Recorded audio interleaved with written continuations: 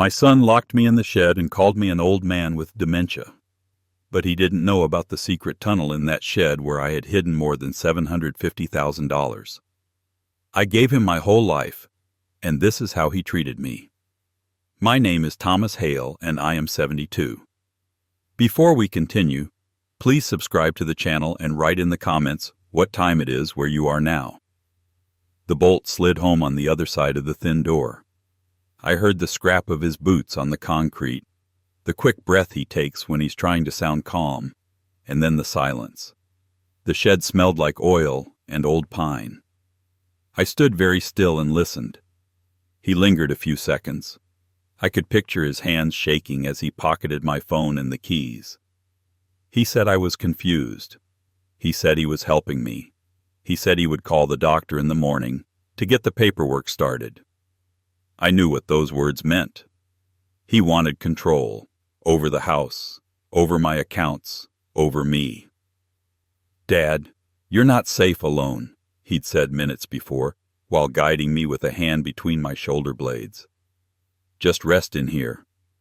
I'll handle things. Handle things." The same voice he used at 17 when he handled a neighbor's broken window by blaming a stranger. The same calm tone he used to convince his first wife it was just one poker night, not a habit that swallowed rent money. I waited to make sure he had actually left. A car engine turned over out front. My son, a man I taught to use a socket wrench, had turned the lock on me like I was a stray dog. Why? Because I didn't sign the power of attorney across the kitchen table on his schedule? Because I didn't hand him the savings I never told anyone I had? How did he convince himself this was love? I tried the door once with my shoulder to hear the wood protest. It was the same door I'd hung with my own hands 24 years back. It would hold for a while.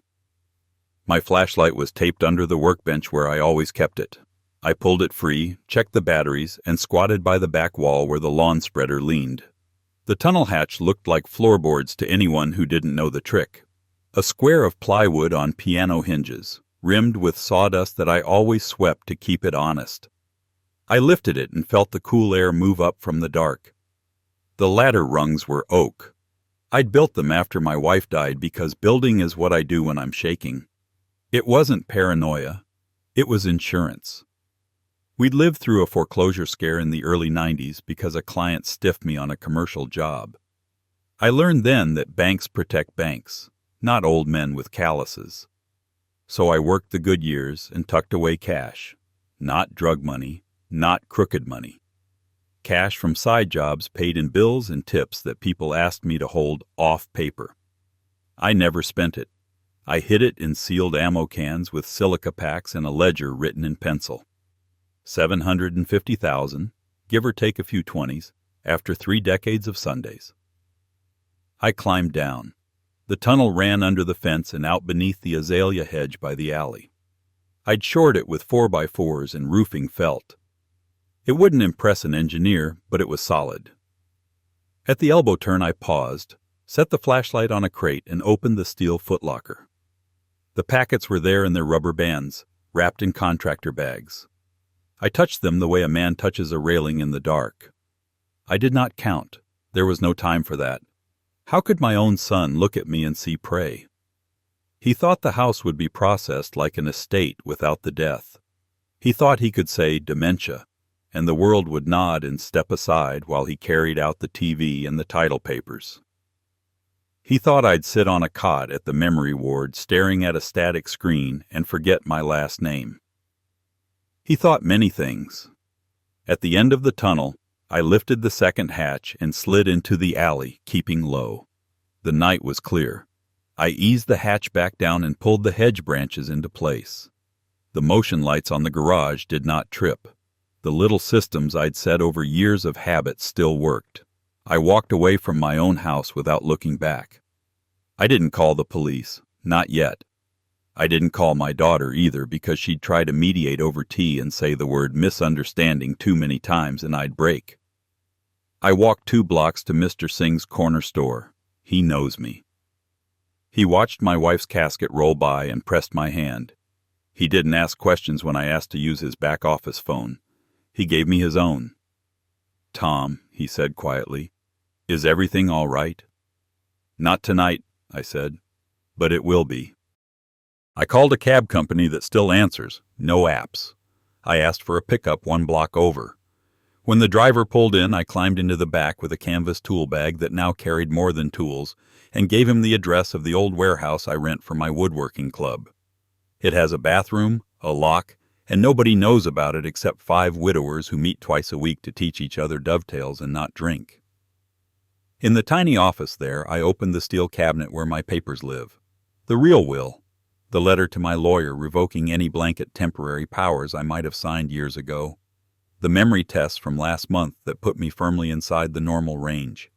The notarized letter from my primary doctor about my cognition after the fall I had in February. I laid them out on the desk and looked at the clock. It was just before midnight. I could drive across town to my lawyer's house and ring the bell, but that would spin this into flashing lights and adrenaline. I didn't want a rescue. I wanted clarity. I wanted my son to show me who he was with the volume turned up and a camera pointed at him. I wanted him to try again, and I wanted him recorded. So I set the plan. I slept 3 hours in the office chair, an old habit from nights guarding job sites when copper thieves were busy. At 5, I showered in the warehouse washroom, shaved, dressed in clean work pants and the blue shirt my late wife always said made my eyes look kind. I made coffee on a little hot plate and wrote 2 notes, one for my daughter, one for my son. I put them in envelopes with their names. My daughters said to meet me at my lawyer's office at noon. My son said something else entirely. Then I drove to my house at sunrise. The street was quiet. My truck keys were with me because I don't hang them on a hook like my son thinks. I parked a street over and came through the alley again. I opened the hedge hatch, slipped down, crossed the tunnel, and came up inside my own shed. I unlocked the door from the inside. The bolt he'd slid had a scratch mark. He'd forced it down hard. I looked at the scuffs on the floor where he'd pushed me. Those marks will be there for a while. I left the door open and went into the kitchen. The place smelled like my wife's lemon oil because I still use it on the cabinets every week. The power of attorney form he'd printed lay on the table with a pen beside it. My phone wasn't there. I set his envelope on the table. On the outside, I wrote, "If you want the truth, come alone at 9. Inside, I'd written the address of the warehouse and added a line. Bring nothing. No wife, no friends, no temper. I stood by the doorway a while and let the anger drain to something steady. Then I left, locked the shed from the outside to make him wonder, and went back the way I had come. At 9 sharp, his truck rolled down the block and idled by the warehouse's side door. He came alone. He walked like he always does when he's not sure who's in charge, fast steps, heavy on the heels. He looked thinner than last month. That told me his debts were biting again. I opened the door and let him see me standing straight, clear-eyed. I'd set my phone to record on the desk and a small camera from the woodworking club pointed at the chairs. I didn't hide them. I wanted them visible. "You look fine," he said, mouth tight. "I am fine," I said. "Sit." He stayed standing. "Dad, last night was a mistake." I panicked. "You were confused. You were—" "Don't lie to me." He shifted. "Okay, I overreacted. But you left the house. I had no idea where you were all night. I was worried. You took my phone. Because you'd been calling people and repeating yourself." I held up a hand. "Stop auditioning. Start telling the truth. You asked me to sign control of my accounts. I said no. You tried to force the issue by locking me in a room and calling me incompetent. That's a crime." He swallowed. "I didn't mean—" "You meant to win." He glanced at the camera, then at the envelope on the table with his name. "What is this?" "Proof," I said. "Proof that I am not what you called me. And proof that I have more than you think. Enough of a cushion that I will never need your help, and enough to help those who deserve it." His eyes flicked up. Greed has a sound. It's the same sound as a drawer sliding open. "How much?" "Enough." "You hid it from us," he said. "I did," I said. "Because I know you. Because I watched you borrow to pay off borrowing. Because I heard you tell your wife that a small incapacity would make things simpler." He stared, stunned that I had heard him. The walls at my house are not paper thin, but voices travel, and I was on the porch when he took that call. He had forgotten that I was there. "That was just talk," he said. "No," I said. "That was a plan." He shifted again, and his face hardened. He sat finally. "If you want, we can do this the easy way. You can live with me. We'll sell the house. I'll manage your bills. You won't have to worry about anything." "I'm not worried," I said. "You should be." His eyes narrowed. "Are you threatening me?" "I'm giving you a choice," I said. "Tell the truth on camera. Admit what you did. Call your wife and tell her the guardianship plan is over. Then take this envelope and leave me alone. Start fresh. I will not press charges." That's one path. And the other? I pushed the other envelope across town to the police with the footage from last night's lock and this morning's conversation. I share copies with your employer and your in-laws. I also make 3 calls that will make your next few months very educational. He laughed without humor. "What calls?" I let him sweat half a minute. Then I told him the second twist I'd kept in my pocket for 5 years. "Do you remember the truck you rear-ended in 2019? I asked. "The one on Ridge Road. You said the other driver waved you off and you drove away. You lied. You left because you were drunk." He went pale. "How?" "I paid the body shop bill when I saw the damage. I called the shop and asked why my son's bumper had paint transfer the color of a municipal fleet. Then I paid the bill for the other truck's tailgate when the owner came to my house the next day and asked if we could settle off the books. He was a city worker. He didn't want the mess either. I kept the receipt. I kept the broken tail light in a box with the date on it. I also kept the voicemail you left your friend that night. You were sloppy." He tried to stand. He couldn't. His knees had turned to water. "That's blackmail," he said. "No," I said. "That's a reminder. I have covered for you more times than I can count. This time I won't. Not if you choose the wrong path." He stared at me across a little table in a room with wood shavings in the corner and a clock that ticked too loud. I saw the boy he was, one hand in the cookie jar, calculating whether to pull it out or grab more. Then I saw the man he became. Eyes that learn the wrong lesson from a second chance. "What's in the envelope if I take the first path?" he asked. "An exit," I said. "A cashier's check for $20,000 to square your worst debts. A simple written agreement that you will not seek guardianship, power of attorney, or any form of control over me or my property. A promise that I will never give you another cent and you will never ask. You sign it on camera and call your wife. You tell her that your father is not to be touched again." He snorted. 20,000? You said you had—" "I said I have enough," I said. "Not for you." He leaned back, folded his arms, and for a moment I thought I saw shame. Then it was gone. "I'll take the other path," he said. "I'll tell people you're senile. I'll say you're paranoid and dangerous. I'll say you threatened me with tools. I'll say you signed things years ago and forgot. Who will they believe? A 72-year-old man who hides cash in coffee cans? Or me?" "I don't hide money in coffee cans," I said. "I build systems." He stood and reached for the envelope on the table with his name. He didn't open it yet. He shoved it in his jacket. "You've always thought you could control me," he said. "You can't." "Watch the door on your way out," I said. He left. His truck pulled away hard, tires yipping on gravel. I stood still again until I could hear my own pulse. Then I picked up the other envelope, the one with my daughter's name, and my phone and the portable drive with the morning's recording, and I locked the warehouse. The first call I made was to Officer Lena Duarte. Badge number I have memorized because she came to my house after a break-in 3 summers back and took my statement like it mattered. I told her I wanted to report a felony, unlawful imprisonment.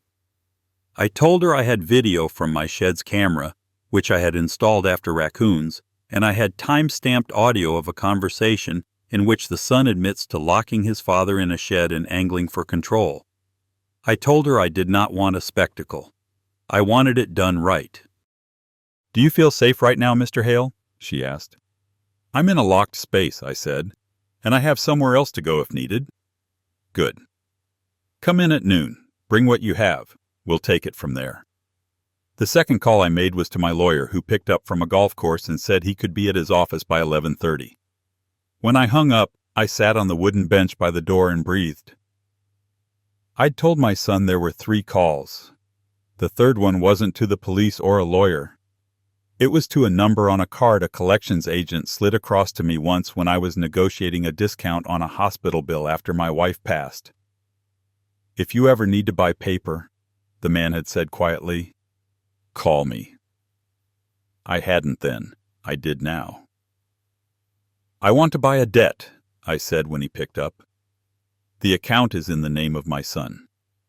I gave him the full name and date of birth. He owes a payday lender at the corner of 3rd and Maple. About $9,000 with fees. "That's owned by a feeder outfit," the man said. "They flip those every quarter." "I want to be the one they flip it to," I said. "Today." I realize this is lawful," I said. "You can check the statutes yourself." I also realize my son needs to meet a boundary he respects. He doesn't respect me. He respects paper taped to his door. He went quiet. Then he said, "Let me see what I can do," and hung up. I met with my lawyer at 11:30.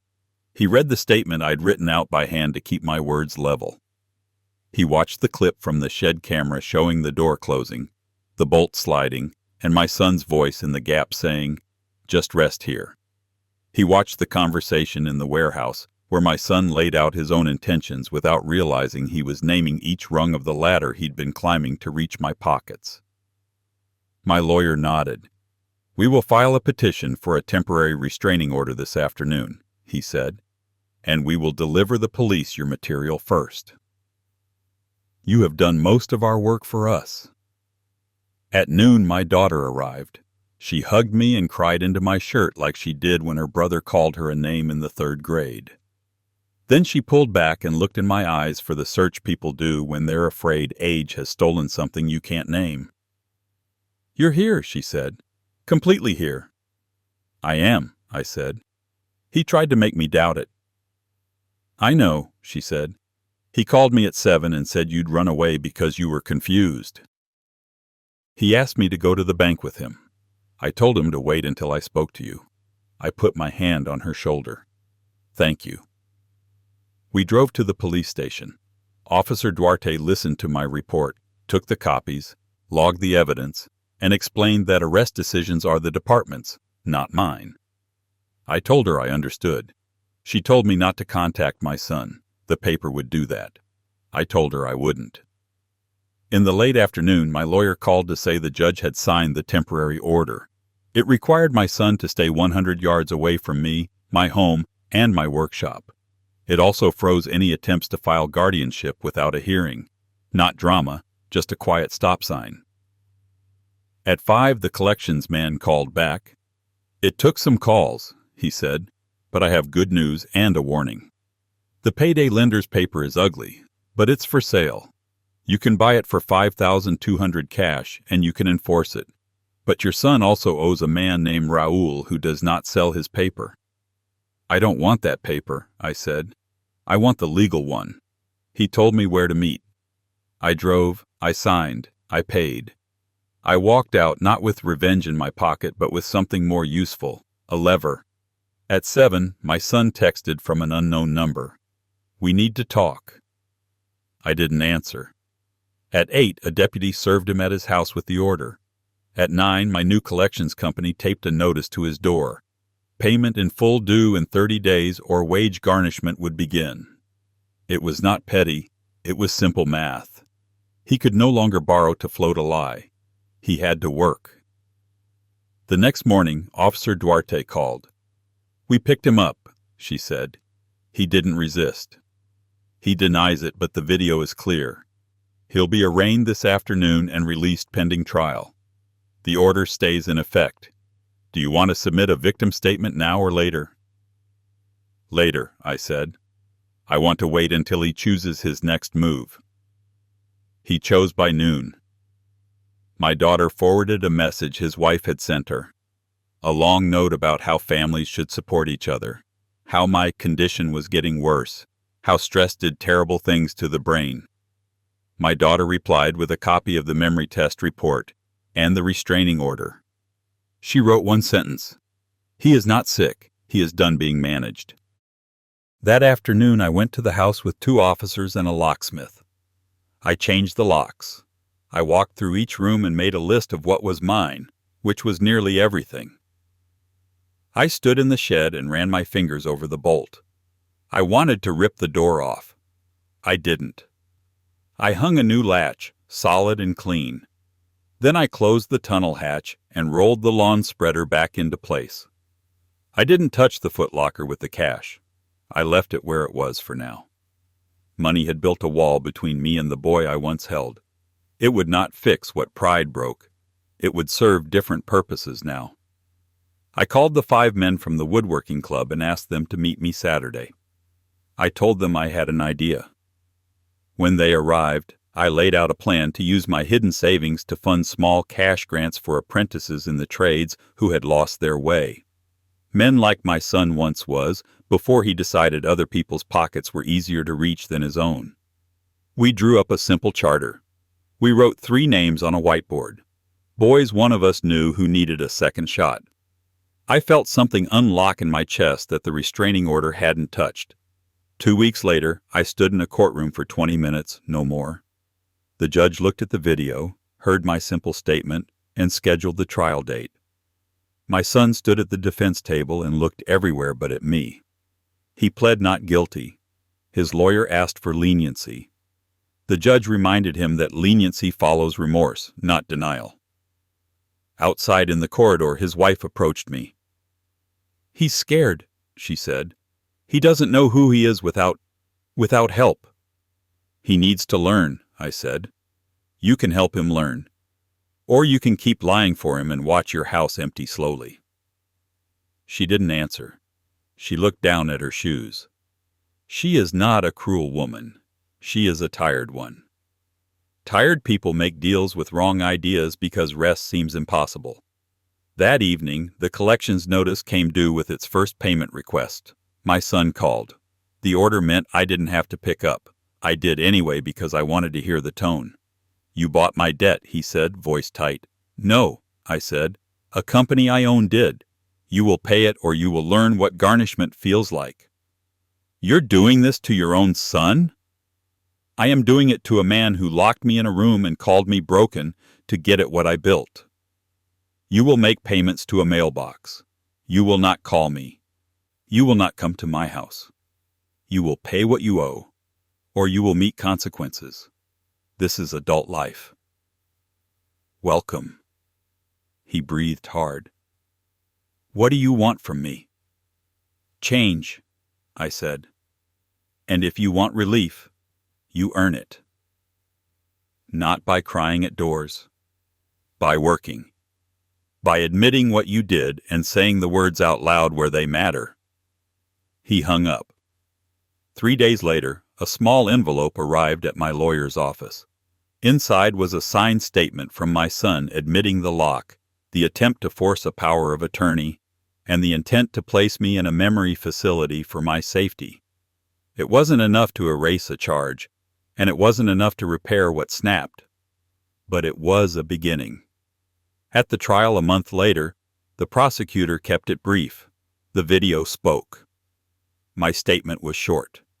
The defense asked for probation and counseling. The judge delivered both, plus community service at a senior center. No jail. Some will say that is lenient. It is also a mirror. He will see 100 faces that look like mine, and he will walk past 100 unlocked doors he does not touch. After the hearing, my son waited by the steps with his wife, careful to stand outside the restraining perimeter. He didn't speak. He didn't wave. He looked like a man who had carried too many little lies and finally felt the weight. Maybe he will put it down. Maybe he won't. That choice is not mine. I walked home by way of the alley. I pulled up the hatch and climbed down and checked the footlocker. The money was still there in its rubber bands, dull and patient. I closed it. I set 3 envelopes on the workbench. One was for the woodworking fund. One was for my daughter, not cash but a deed transfer for the house to pass to her when I die, with a clause that allows my son to live in a small apartment on the property for 1 year if he completes his counseling and pays his debt in full. The 3rd envelope was for me, a list of the next 10 things I will do that have nothing to do with fighting. Fishing with my neighbor. Fixing the church ramp. Teaching a boy to plane a board without tear out. Justice isn't a sword. It's a level. You set it on a surface and see what the truth is. You adjust until the bubble centers. You don't do it once. You do it every time you build. My son called again last week. He didn't ask for money. He asked if I could get him on a crew doing honest work instead of the gig jobs that vanish by winter. I gave him a number. I told him he'd start at the bottom and keep his mouth shut when the foreman corrected him. He said he understood. We will see. In the shed, I hung the new latch and ran the bolt back and forth, smooth as a slide. I locked it, unlocked it, locked it again, not because I was afraid, but because I could. I didn't need the tunnel anymore, but I kept it. Not for escape, for memory. I had built a way out. I had used it. Then I had chosen a way back in through the front door, keys in my own pocket, head clear. My name is Thomas Hale. I am 72. My son called me an old man with dementia and showed me the shape of his hunger. I showed him the shape of my backbone. He thought I hid money. I hid patience. He thought I would forget. I did not. He thought there would be no price. There was, and he is paying it. 1 honest hour at a time. And me? I am back in my house, at my own table, with the lemon oil smell strong and the drawers closed, and I am teaching boys to hold tools straight. Justice is quiet when it's done right. It clicks into place like a bolt sliding home, and it holds. My grandpa's words really happened. I believe him. If you want more true tales stories like this, hit subscribe.